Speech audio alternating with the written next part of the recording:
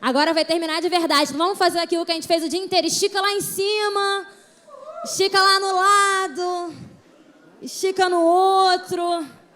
Aproveita esse momento em grupo, esse momento coletivo. Vamos fazer aquela respiração. Leva lá em cima.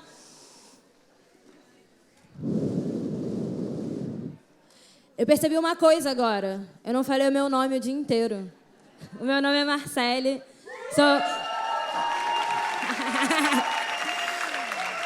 Sou cria de Realengo, lá na Zona Oeste do Rio. Então, Realengo se reconhece. Realengo! Então, foi um presente estar aqui, eu aprendi muito. E quando eu fiz a fala para abrir, eu estava morrendo de medo. E eu fiz uma fala, inclusive, super mais ou menos, porque eu estava com muito medo, não do que eu ia falar, mas de como as pessoas iam ouvir aquilo que eu ia dizer.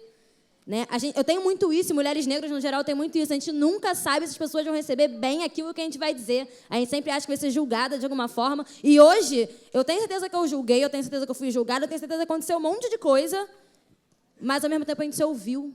Isso é muito importante. Se tem alguma coisa mais essencial para a nossa vida no mundo, é a gente saber que a gente está sendo ouvido e a gente saber que a gente pode ouvir. Eu acho que é isso que o Colabora América proporciona para a gente. Fico muito feliz de ter estado nesse palco aqui hoje. E queria chamar para a gente encerrar, e agora encerrar de verdade, ai meu Deus, o meu amigo Tomás, que me ensinou uma coisa muito importante. Ele me ensinou que a gente pode convergir na divergência. Eu discordo completamente, mas a gente tenta. E queria chamar a Renata também para fazer esse encerramento oficial. Muito obrigada. Salva de palmas para todos vocês. Foi lindo.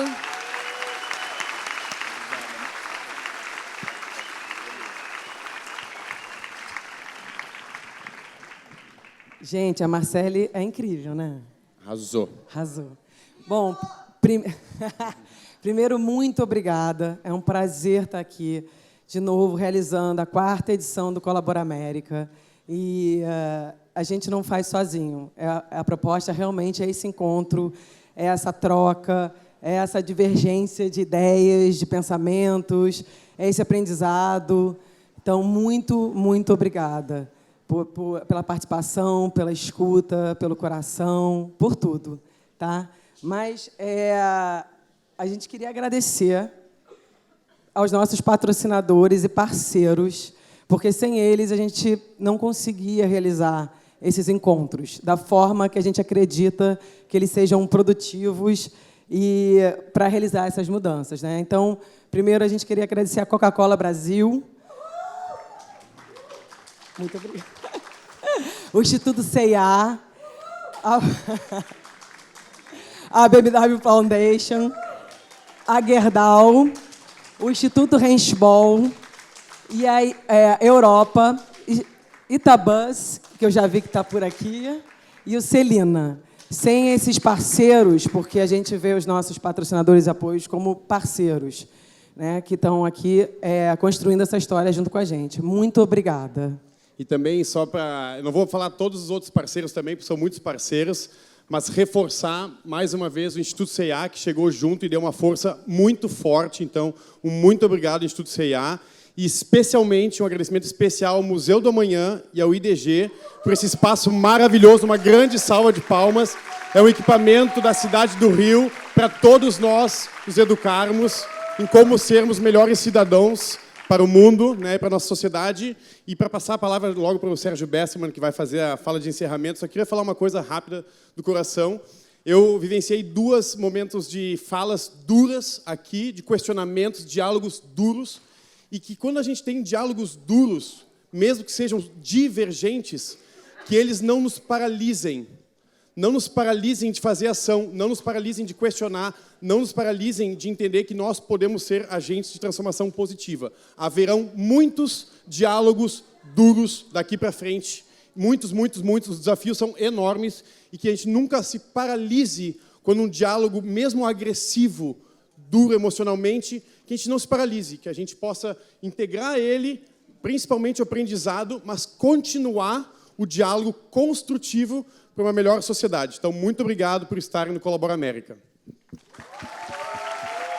Queria chamar ao palco o Sérgio Besserman, que é um grande economista, conselheiro da cidade, conselheiro aqui do Museu da Manhã, foi presidente do BGE, é presidente do Jardim Botânico. Enfim, se eu falar do currículo dele, vai levar um tempão, porque é muito grande. Sérgio, muito obrigado por aceitar esse convite. O palco é teu. Bom.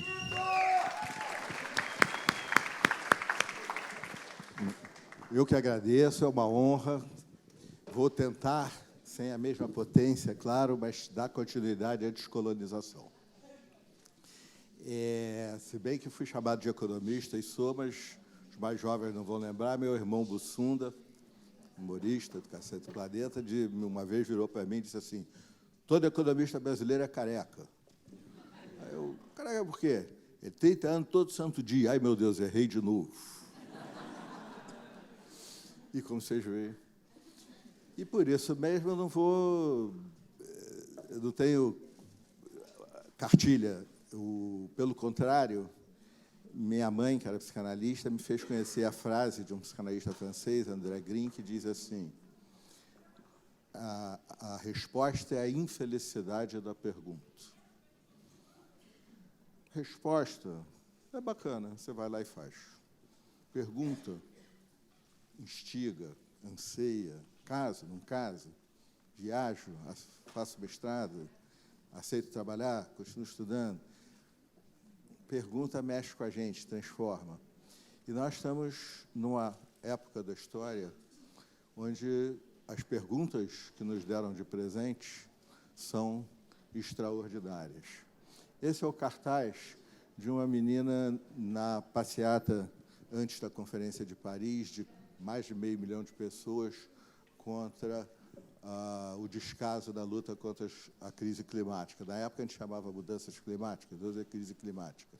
E ela disse o que eu tento dizer num curso inteiro na PUC do Rio de Janeiro: It's all connected.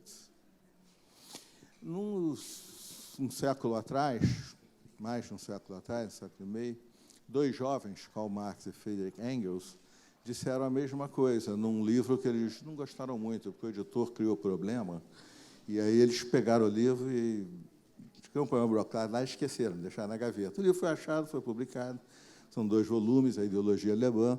Eu acho que tem insights geniais e tem um monte de bobagem também. Mas logo no início tem um insight absurdamente genial, que é a mesma coisa. Um parágrafo inteiro, curioso, eles não gostaram, eles riscaram a lápis. E a frase inicial desse parágrafo é uma das coisas mais geniais que eu já ouvi. Diz assim: só existe uma ciência, a ciência da história. Quando eles disseram, pensavam em... Não existe economia, ciência política, sociologia, antropologia, relações internacionais. É tudo janelinha, a realidade é muito complexa, a gente tem que abrir um monte de janelas, olhar, cada um pela sua janela, e formar o mosaico. Aliás, tem a ver com a discussão final na belíssima mesa que me antecedeu. Eles não tinham como saber que também nas ciências biológicas é assim. Nos anos 70, um dos maiores biólogos, Dubiniansky, disse: nada em biologia, nem minha unha, nem o bioma amazônico, é compreensível a não ser à luz da história natural. Darwin. E eles nem podiam imaginar ou sonhar aquilo que nós hoje sabemos, que até mesmo as leis imutáveis do nosso universo são as leis imutáveis do nosso universo porque ele teve a história que teve do Big Bang para cá. E muitos físicos acreditam que outros universos, multiversos, terão outras leis, outra constante gravitacional, outra velocidade da luz e assim por diante. Minha fala é sobre desenvolvimento sustentável, é minha área de trabalhar. Mas desenvolvimento sustentável, it's all connected. E vocês, os jovens aqui especialmente, mas todos, tem a bênção ou a maldição. Os chineses chamam de maldição, eles dizem assim, que vocês vivam tempos interessantes. Mas Thomas Eliot, um poeta americano, disse uma frase diferente, disse assim: só existe o experimentar. O resto não nos diz respeito, aos humanos. Num ou outro sentido, os jovens, especialmente, caíram numa época, viverão suas vidas, a vida é um sopro, numa época muito extraordinária. A história não é monotônica, é que nem a história de cada um de nós. Tem momentos mais importantes e menos importantes, mais decisivos e menos decisivos. Assim para as cidades, para os países e para a civilização e para a humanidade. E o momento atual é do porte do Renascimento, do Iluminismo. É um momento de redefinição da humanidade ou não. E não é uma escolha nossa isso, porque nós vivemos 300 mil anos como nós surgimos há 300 mil anos, os sapiens. Nossos antepassados têm milhões, 2,5 milhões, erectos. Há 2 anos atrás, eu diria 200 mil anos, mas descobrimos uns fósseis na Etiópia. A vida está no planeta Terra há 3 bilhões e 600 milhões de anos. Só a vida pluricelular está no planeta Terra há 550 milhões de anos. Se a gente pegar só a vida pluricelular e plotar num relógio de 24 horas, nós chegamos aqui nos últimos segundos. Nas 23 horas, 59 minutos e muitos segundos antes de nós chegarmos, o planeta já passou por experiências dramáticas, a vida no planeta, incomensuravelmente maiores do que qualquer coisa que a gente possa imaginar que a humanidade seja capaz de fazer daqui a 300, 500 anos. Essa coisa de que nós estamos estragando o planeta e vamos salvar o planeta, assumir nossa responsabilidade. Nós estamos estragando, sim, já vou falar disso. Mas a ideia de que nós temos que salvar o planeta, vamos acabar, etc., isso é onipotência narcísica de uma humanidade na infância, sem o conhecimento de povos tradicionais que, via animismo, entendiam a verdade básica, que nós não estamos separados, nós somos parte da vida, que a biosfera é uma coisa só, que dentro de cada um de vocês tem 300 a 400 trilhões de seres vivos, que na boca de cada um de vocês tem mais seres vivos do que em todos os zoológicos do planeta juntos somados, e não adianta escovar, que não vai resolver. Aliás, se resolver, vocês estão com um problema desgraçado. A gente vive na biosfera. Foram 30 e tantas extinções, 15 muito fortes, 8 fortíssimas e 5 têm o nome técnico em biologia e geologia de as grandes extinções. Estou sem cronômetro. Se a humanidade existisse em qualquer uma das 5 grandes extinções, com todas as forças que ela dispõe hoje, o Exército Norte-Americano, a NASA, o Colabora América, o Mengão, evidentemente. Mengão, não sei, que aí Jesus, de repente... a probabilidade de sobreviver um único humano, eu não vou dizer 0, porque deixa de ser ciência, toda ciência é probabilística. Você tem que estar sempre aberta, mas tenderia fortissimamente a 0. 5 vezes. O que nós estamos fazendo é que nós temos 300 mil anos. Durante 288 mil anos, nós vivemos como caçadores-coletores. Isso definiu nossos cérebros, nossas mentes, nossos espíritos e nossos corpos. Há 12 mil anos, 13 mil anos atrás, nós nos tornamos... Surgiu a agricultura. Não que os povos anteriores não soubessem plantar, mas um aquecimento global de 20 anos atrás, por razões naturais, e o crescimento e o acúmulo, há muita literatura sobre isso, de acúmulo de gente, de conhecimento, surgem, então, as primeiras civilizações agrícolas. Curiosamente, é uma armadilha estranha para a humanidade, porque nós sabemos, pelo estudo dos dentes, que a vida piorou de qualidade. O que houve foi que a população pôde crescer muito. Mas um caçador-coletor, ele comia coelho com ervilha um dia, no outro dia batatas que tinham sido achadas, com uma outra fonte proteica, descansava, igual a qualquer outro bicho da humanidade, não existia essa coisa de dormir 8 horas e ter que ficar acordado o resto do tempo trabalhando e se transportando. Então, uma saúde muito melhor, mas a população humana explodiu. Apesar da vida, a não ser para a elite, que construía suas pirâmides, como sempre, a vida para a maioria piorou, mas a maioria tornou-se muito numerosa. E aí, há muito pouco tempo atrás, anteontem, isso que a gente pensa que é a vida surgiu. Com a Revolução Industrial, 1740, 1750, e o que a gente chama de moda de produção capitalista. Do mesmo jeito que Karl Marx, a minha posição, mas lembrem, estou pedindo a ninguém para me seguir, é de uma imensa admiração pelo capitalismo, mas, ao mesmo tempo, porque mudou a vida e gerou uma quantidade de bem-estar muito grande.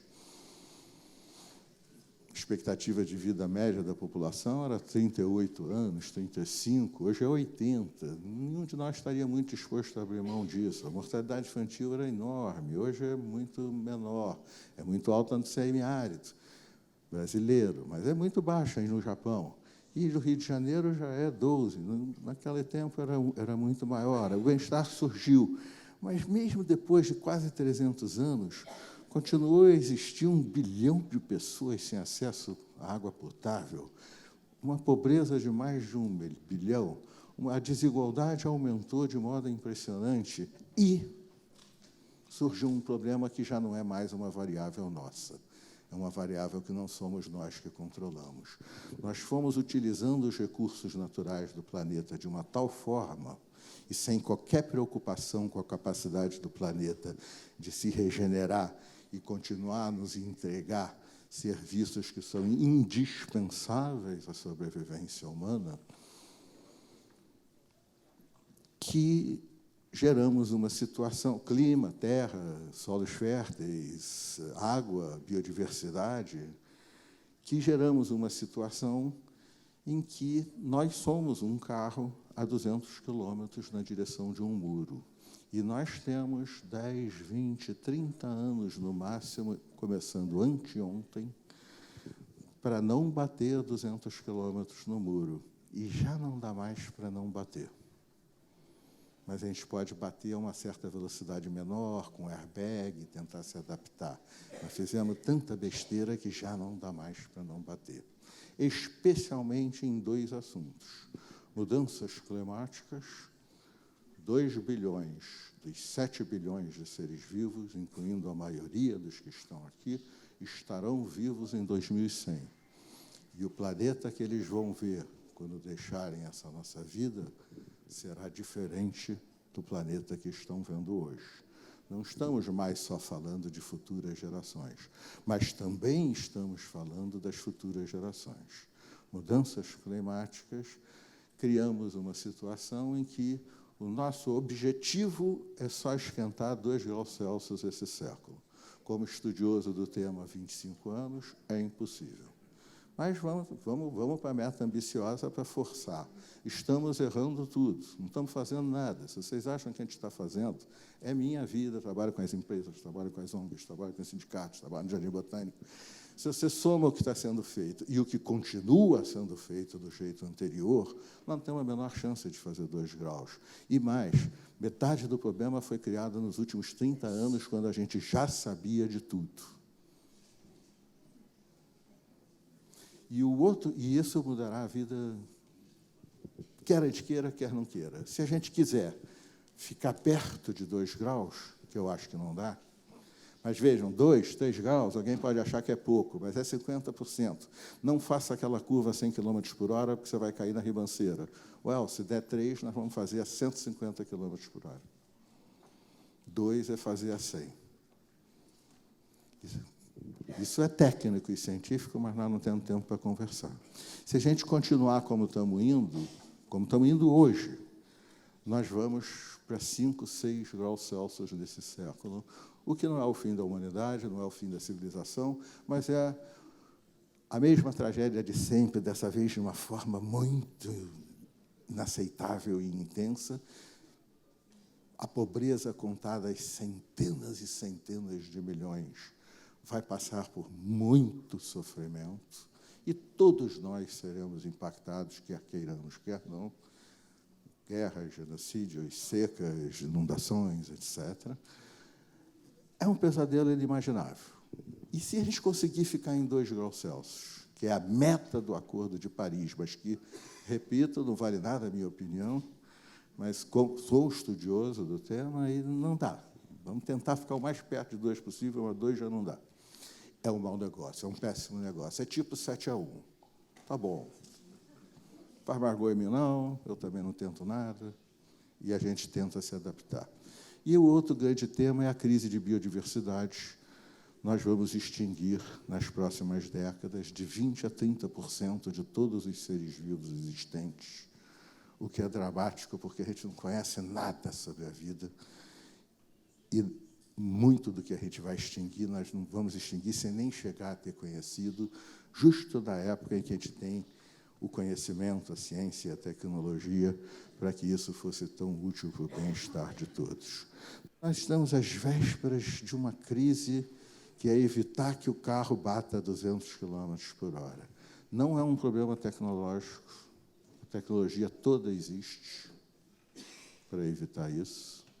Não é um problema de saber se vale a pena, que bons economistas, o Prêmio Nobel desse ano, fizeram excelentes trabalhos mostrando que custa muitíssimo mais caro não fazer nada do que enfrentar o problema. O que é mais caro? Despoluir a Baía de Guanabara ou não ter poluído a Baía de Guanabara? Obviamente, não ter poluído. Multiplique isso pela enésima potência e a situação do planeta. Não é uma questão, é uma questão de escolhas política, com P maiúsculo, e escolhas e política que todos nós, como indivíduos, como cidadãos e como profissionais, faremos, por omissão, por ação, por consciência, sem consciência, com conhecimento ou sem conhecimento. Para encerrar, por que eu comparei ao Renascimento e ao Iluminismo? Porque, como historiador, eu vou dizer uma frase muito difícil de defender. Essencialmente, eu sou um historiador econômico. Vocês vão, nas próximas décadas, passar por escolhas muito superiores a tudo que aconteceu no século XX, incluindo as narrativas que entram pelo século XXI adentro. Isso é uma frase pesada demais.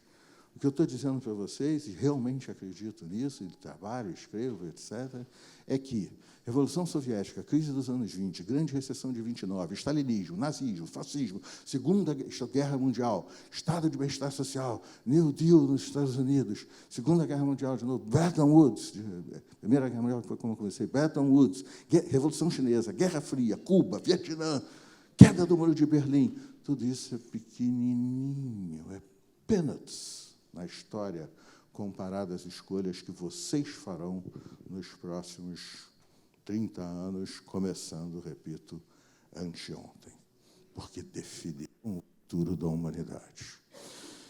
É só comparável ao Renascimento e ao Iluminismo. No Renascimento, surge o indivíduo. Nenhum de nós consegue conceber a humanidade sem a noção de indivíduo que temos hoje. No Iluminismo, surge a ideia de que a pergunta é mais importante do que a resposta, surge a ciência. E, ao mesmo tempo, se perde muito dos conhecimentos dos povos passados. E agora? E agora o quê? Há 20, 25 anos existe uma nova ciência, a que tenta descobrir o que é a consciência. Muitos acham que a gente nunca vai chegar lá porque é uma atividade intelectual em loop, a própria consciência tentando saber o que ela é. Hoje sabemos que muitos animais superiores têm consciências de self, etc. e tal. E, portanto, cada um que eticamente tome suas decisões frente a isso também. Mas não é esse o meu ponto. O meu ponto é que nós não sabemos ainda o que é consciência. Trabalham nesse tema filósofos, Searle, Dennett e muitos outros, grandes matemáticos. O titular da cadeira de Newton em Cambridge tem um livro e muitos trabalhos sobre isso. Roger Penrose, nosso Pingelli tem um livro sobre isso. E neurocientistas. Um deles tem seus livros pela Companhia das Letras, Antônio Damasio, ele fala português, inclusive, que é português, mas fez toda a carreira nos Estados Unidos e definiu consciência como aquilo que hoje é o que a gente vai chegando mais perto. E ele ligou consciência a tempo. Eu sou tão mais consciente de mim mesmo, quanto mais eu me percebo em função da minha história, mesmo que não verdadeira, mas que aos poucos, ao longo da vida, eu vou percebendo e entendendo e me investigando a mim mesmo, passando a régua, e mais consciente em função do meu futuro, meu desejo, minhas aspirações, meus sonhos, meu sentido de propósito. O prefeito de Sicília disse isso de uma forma dramática, mas muito facilmente compreensível por nós cariocas. Um jovem que não tem 48 horas de perspectiva mata com uma facilidade. A pergunta de hoje, eu termino, que o meu tempo terminou. A pergunta de hoje e a pergunta da vida de vocês, e o Colabora América certamente promove um tipo de diálogo que nos ajuda muito. Também é a pergunta da minha vida, enquanto eu puder lutar. Nós seremos capazes de ampliar a consciência da espécie? Nós seremos capazes de deixar de ser tribais e nos tornarmos uma humanidade, mantendo todas as diferenças tão fundamentais para a nossa humanidade que foram acentuadas na mesa anterior? Ninguém está falando de pausterizar nada ou de impor qualquer tipo de visão, muito pelo contrário, isso seria dramático. Mas nós seremos capazes de deixar de ser tribais e termos algum tipo de governança global? Porque mudança climática e crise de biodiversidade é um tema global. E se vocês pensarem bem, será que isso não tem uma certa relação com o mundo de hoje estar dividido precisamente entre o nacionalismo xenófobo, Trump, Brexit, Netanyahu, Duterte nas Filipinas e, por favor, não me obrigue a nomear todos. E do outro lado, como na penúltima pergunta do debate anterior, o fato que nós somos hoje uma humanidade e um único mundo que tem que aprender muito mais do que respeitar. Somos iguais, como disse o bispo, no mundo inteiro, mas nós somos uma humanidade, temos problemas globais para enfrentar. E a última pergunta, que muda também o que é o humano. O tempo. Nos interessa de verdade a vida dos 2 bilhões que estarão vivos e dos filhos e netos que nascerão? Porque nunca foi assim. Cada geração vivia a sua vida e quem viesse depois que vivesse a sua. Mas hoje nós destruímos ou não destruímos o planeta no nosso tempo, não no tempo dele. No tempo dele é assim: eu estou extremamente doente por 2 segundos. Tic-tac, tic-tac. Eu estou bom. Mas nós não vamos mais estar aqui. Quem somos nós? Os humanos e a natureza do nosso tempo. Que eu, pessoalmente, amo, tenho certeza que vocês amam, mas que ninguém é obrigado a amar, porque cada indivíduo humano é livre para amar o que bem entender. Nós conseguiremos ampliar nossa consciência no tempo? Tomar decisões hoje em função do que acontecerá no futuro? Porque se nós deixarmos de ser tribais e nos pensarmos como humanidade, do contexto da nossa diversidade, e se nós conseguirmos cumprir aquilo que na África, muito antes desse tipo de dilema e desafio que a humanidade nunca enfrentou antes, por isso não adianta ser otimista ou pessimista. Já diziam num ditado, a sociedade cresce, a gente cresce quando homens e mulheres plantam árvores para produzir sombra que eles nunca chegarão a ver. Será que nós vamos ser capazes disso agora, nos próximos 10, 20, 30 anos? 40 anos no máximo? Ou será que nós não seremos capazes disso? Good luck. Boa sorte. Obrigado.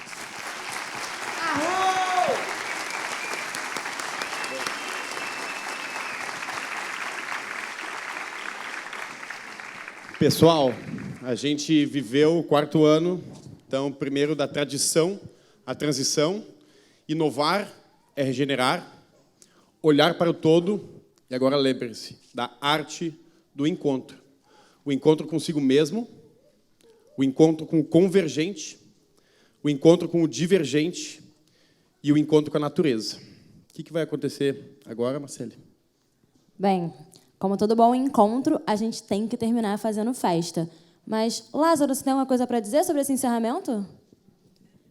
Primeiramente, boa noite. Primeiramente, eu quero agradecer ao Museu do Amanhã, né, por dar essa oportunidade. Segundamente, eu quero agradecer a todos vocês. Eu quero agradecer a maravilhosa equipe de voluntários que nós temos. Salva de palmas, gente.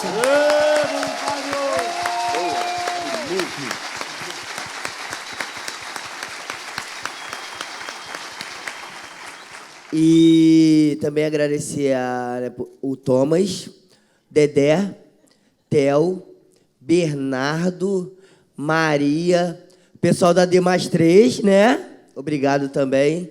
Agradecer a todos, gente. Muito obrigado por essa oportunidade de poder reencontrar pessoas bonitas, que é a arte do encontro, né? E, tipo, eu vi todo mundo hoje. Hoje eu vi um bocado de gente maravilhosa. Gente, arro para todos vocês. Muito obrigado, tá?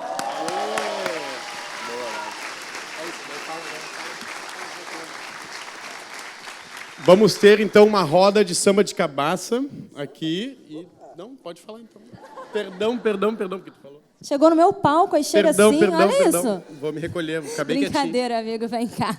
Aí, então, eu comecei hoje falando da minha mãe, então vou terminar falando da minha mãe. Tem uma outra coisa que ela diz sempre, que é que todo bom encontro tem que terminar em festa. Então, a galera da casa da tia Ciata, que quem não viu aqui no palco, que foi um arraso, vai ter a oportunidade de ver agora, eles estão com uma roda preparada pra gente festejar e pra gente conversar e pra gente se conhecer melhor e pra gente falar sobre um monte de coisa que a gente aprendeu hoje. A roda tá logo ali, pertinho, ali na praça, e pra levar a gente lá diretamente do Mato Grosso do Sul, o grupo Irondu de dança, que é da etnia Guarani Kaiowá, vai fazer um festejo pra gente e vai levar a gente até lá. Então, o Colabora América 19 não termina agora, ele termina lá fora.